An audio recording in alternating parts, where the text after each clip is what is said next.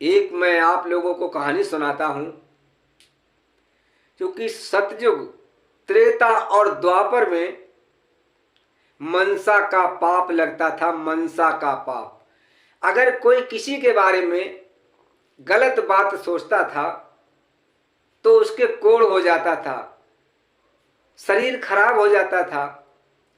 उसी को मनसा का पाप कहते हैं।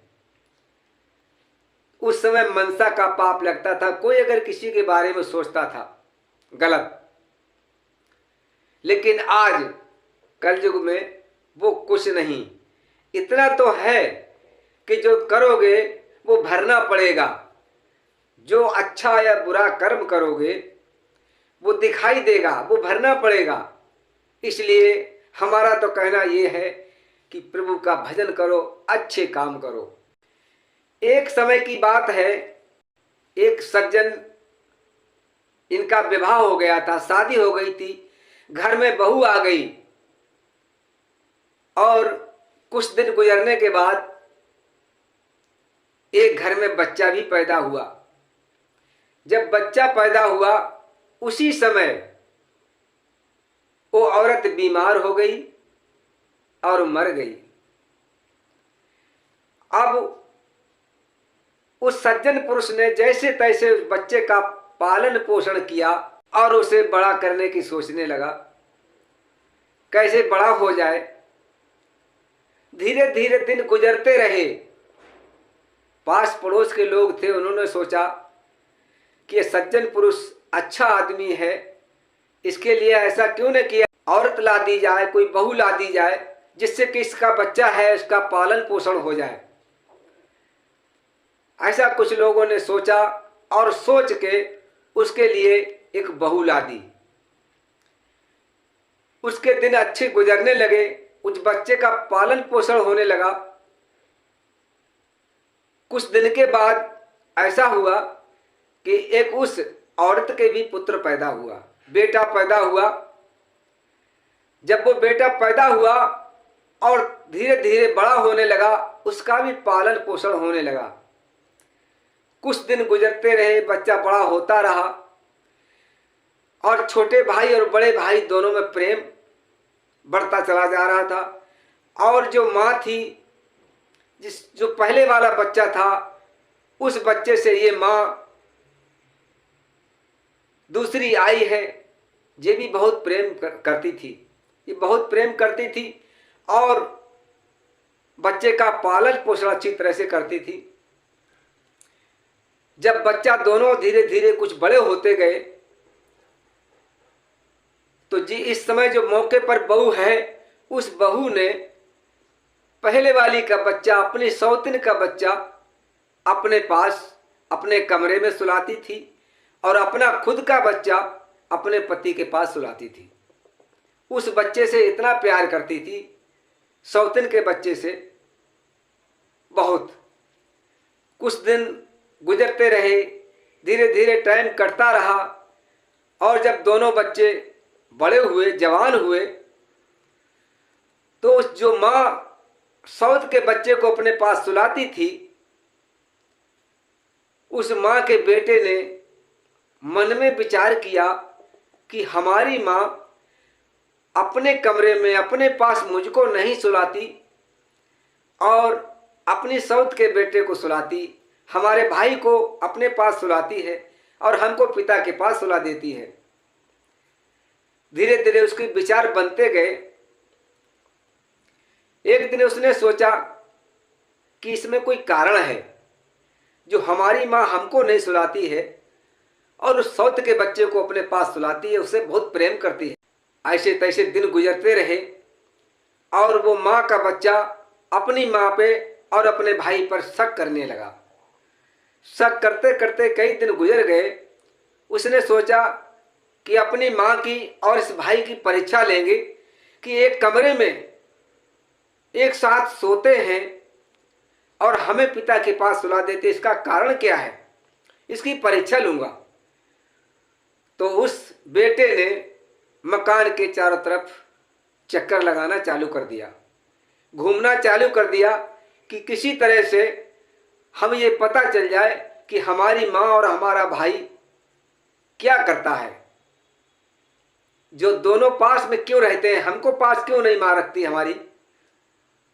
ये सोचकर मकान में एक खिड़की लगी हुई थी, खिड़की थी लकड़ी की, वो खिड़की खुली हुई थी और बाहर की तरफ शीशा की खिड़की लगी हुई थी। तो बच्चा घूमते घूमते उसे मौका मिला, उसी खिड़की के पास आकर वो अंदर की तरफ को देखने लगा। अंदर की तरफ को देखने लगा कि हमारी माँ और हमारा भाई क्या करता है, इनका कारण क्या है एक कमरे में रहने का और हमको दूर सुलाने का। उसके अपनी माँ और भाई पर गंदे विचार आने लगे।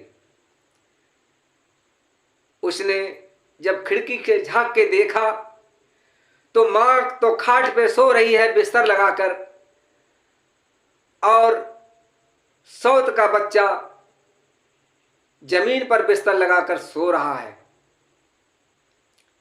उसने देखा, बाहर से खिड़की से देखा कि हमारी माँ खाट पर सो रही है और हमारा भाई खाट के पास बिस्तर लगाकर सो रहा है। अब देखते हैं कि इनका कारण क्या है यहाँ एक कमरे में रहने का। ऐसा विचार करके वो खिड़की से देख ही रहा था, तब तक मां का पैर एक खाट से फिसलकर नीचे गिर गया, नीचे की तरफ लटक गया और नीचे वो बेटा सो रहा था जिससे मां प्रेम करती थी। वो बेटा नीचे सो रहा था। उसकी छाती के ऊपर जब मां का पैर पड़ा, खाट से नीचे गिरा, तो बेटा जग गया और सोचने लगा कि मां का पैर हमारे ऊपर लटक गया है, इसे खाट पे कैसे पहुंचाया जाए। सोच विचार करके बेटा उठ के बैठ गया और मां का पैर उठाने के विचार में सोच ही रहा था, कैसे उठाऊं, क्या करूं। उसकी समझ में ये आया कि अपना सर लगा के मां का पैर उठाकर मां की खाट पे रख दूं। उसने यही किया कि अपना सर झुकाकर मां का पैर अपने सर के ऊपर लगाकर और खाट के ऊपर रखा, लेकिन पूरी तौर से पैर खाट पे नहीं रुका, फिर गिर गया। बेटा ने फिर सर लगाया, अपना सर लगाकर पैर उठाकर खाट पे रखा, नहीं रख पाया, फिर गिर गया। जब पैर फिर नीचे गिर गया, लटक गया, फिर बेटा सोचने लगा, अब क्या करूं, कैसे पैर मां का खाट के ऊपर रखूं। उसी समय उसने सोचा एक बार प्रयास और करता हूं। उस बच्चे ने मां के पैर के नीचे अपना सर किया और सर करके सर से पैर को मां के उठा के खाट पर रख के और सर से आगे को बढ़ा दिया। जब खाट पर पैर जम गया, रख गया, फिर पैर नहीं गिरा। बेटा फिर अपनी जगह पर अपने बिस्तर पर लेट गया। उधर बाहर से खिड़की से देख रहा था उस मां का बेटा, और वो शक करता था कि इनके कोई हमारी मां और हमारे भाई के गलत संबंध हैं, इसीलिए ये दोनों पास पास में रहते हैं, हमको हमारी मां पास में नहीं रखती है। ये सोच रहा था।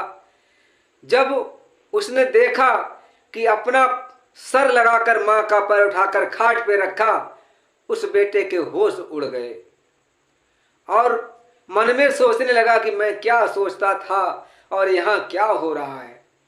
मैंने अपने भाई और अपने मां के बारे में कितना गलत सोचा, लेकिन यहाँ तो इतना पवित्र वातावरण चल रहा है कि मां और बेटे का एक देवी और भक्त की तरह। मां देवी है तो बेटा भक्त है, मां की सेवा करने के लिए तत्पर है।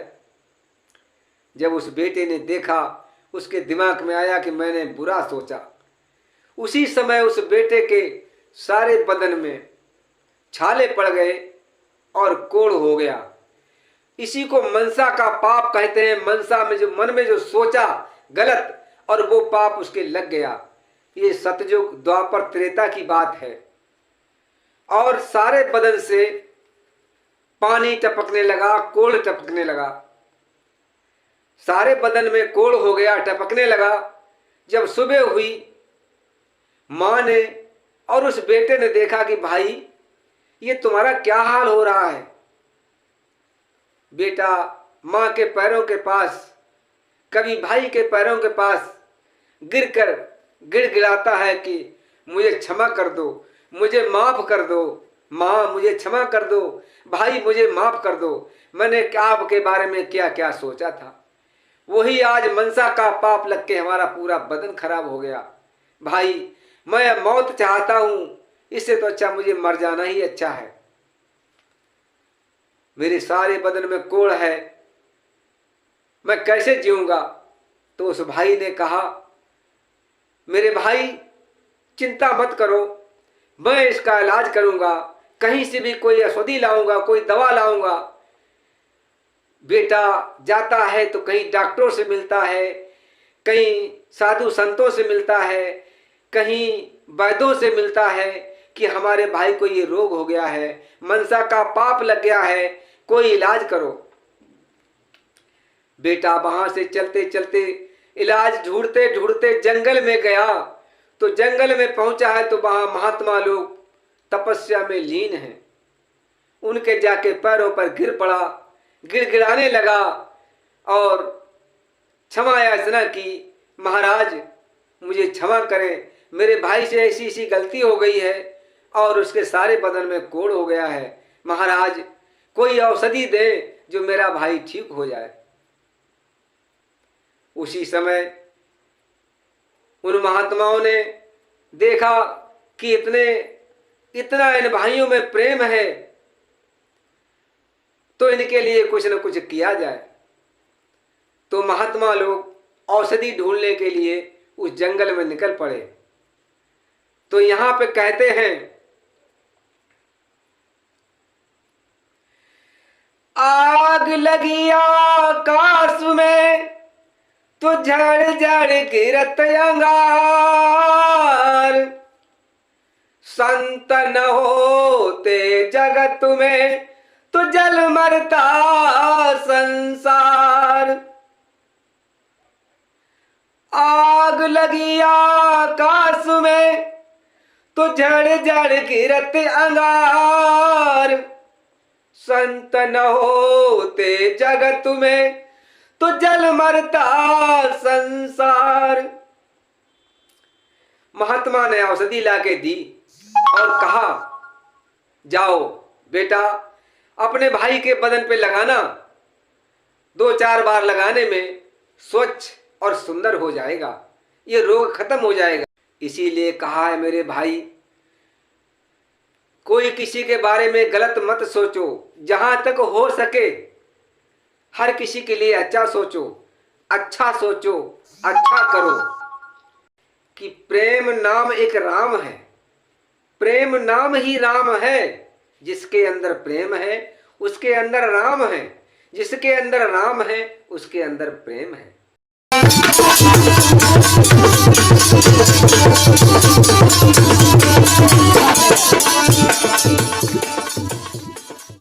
अगर आप ऐसा ही आस्था भजन कीर्तन से जुड़ी वीडियो देखना चाहते हैं तो लाइक और सब्सक्राइब करें तथा इस घंटी पे क्लिक करके सेव करें, ताकि जैसे कोई हम नई वीडियो डालूं तो आप तक पहुंचती रहे। धन्यवाद।